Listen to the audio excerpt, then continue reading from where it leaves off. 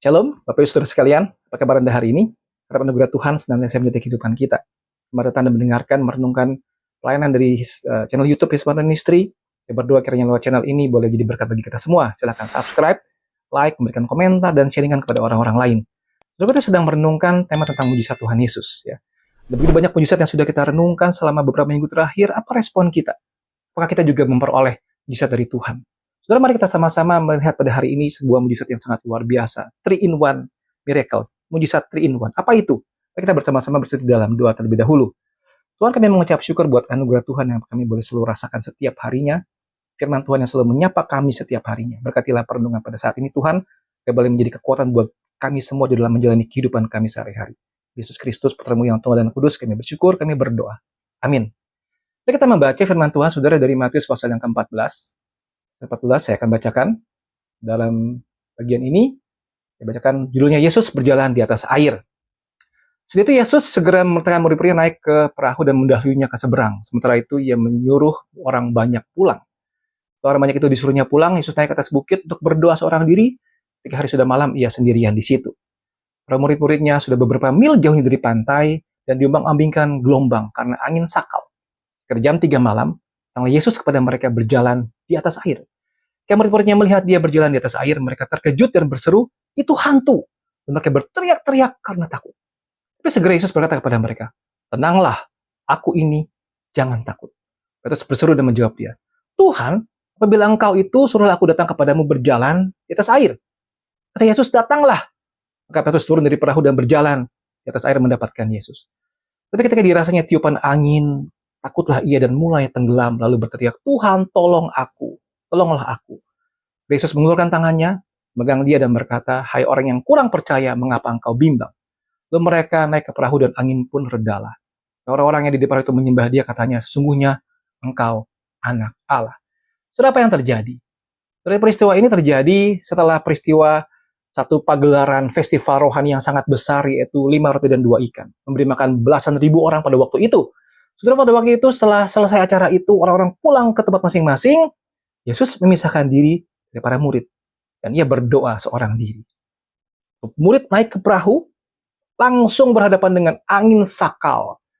Kalau dihitung-hitung kira-kira saudara bisa 9 jam. Ya, karena baru jam 3 mereka bertemu dengan Tuhan Yesus.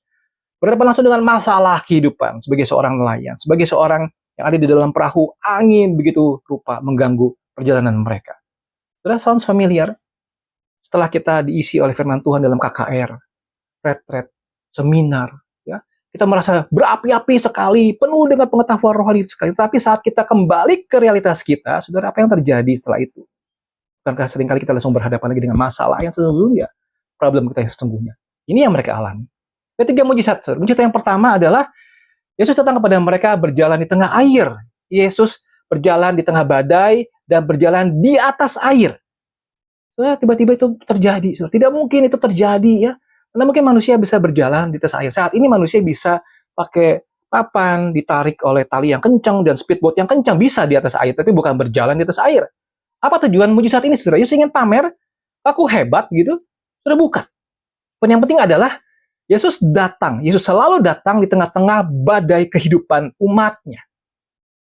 Tuhan mungkin tidak datang di saat waktu yang kita harap dia datang.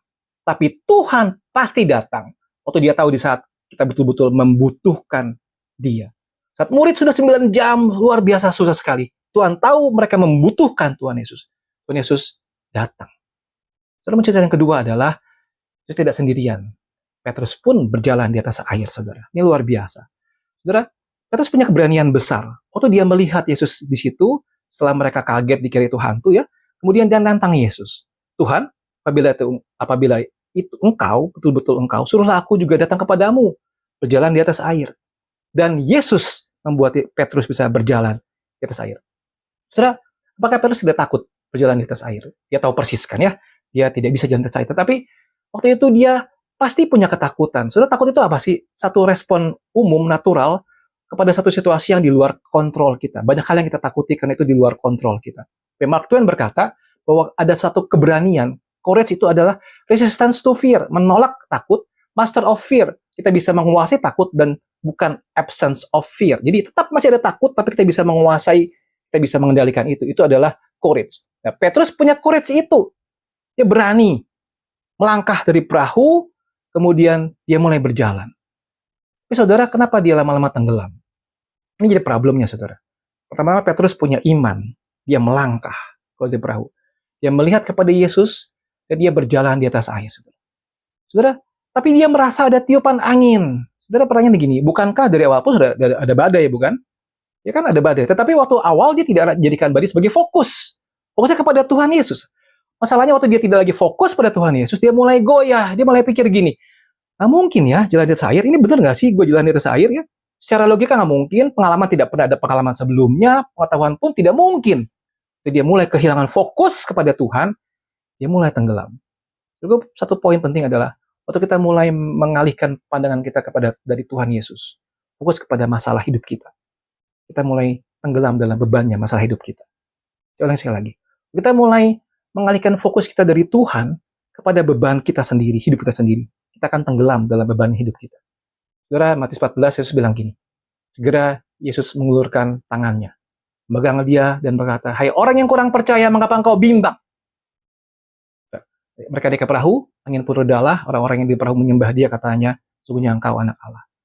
Hai orang yang kurang percaya, mengapa engkau bimbang? Teguran yang keras, saudara, bukan cuma untuk Petrus, tapi juga untuk kita semua. Bukan kita seringkali bimbang, kurang percaya. Saat hidup sudah fine di tangan Tuhan, tapi saat itu kita goyah. Tuhan, jangan-jangan begini, kenapa begitu? Kita mulai goyah. Dan Tuhan menegur keras, saya orang yang kurang percaya, mengapa engkau bimbang? Terus seorang penulis bilang, John Salmons bilang begini, keep God first. If you do that, if you just focus on God and keeping Him first, then everything else will just take care of itself. Do everything for Him. Utamakan Tuhan dulu. Apapun yang kau lakukan, kalau engkau lakukan itu, fokus hanya kepada Tuhan. Dia selalu nomor satu. Maka hal-hal lain itu akan berada sendiri, beres sendiri pada waktunya. Lakukan segala sesuatunya hanya untuk Tuhan. Saudara, Yusat yang ketiga yang terakhir adalah begini. Dari hati yang degil, muncul pengakuan iman, kau anak Allah. Saudara perhatikan ya. Injil Markus mencatat dalam versi yang berbeda. Markus 6 ayat 51-52. Lalu yang naik ke perahu mendapatkan mereka dan angin pun redalah. Mereka sangat tercengang dan bingung sebab sesudah peristiwa roti itu mereka belum juga mengerti dan hati mereka tetap degil. Sudah ternyata, saudara, para murid yang di dalam perahu itu setelah peristiwa yang hebat festival rohani yang 5 roti 2 ikan itu, hati mereka tetap degil, tetap keras, tetap tidak percaya, belum juga mengerti.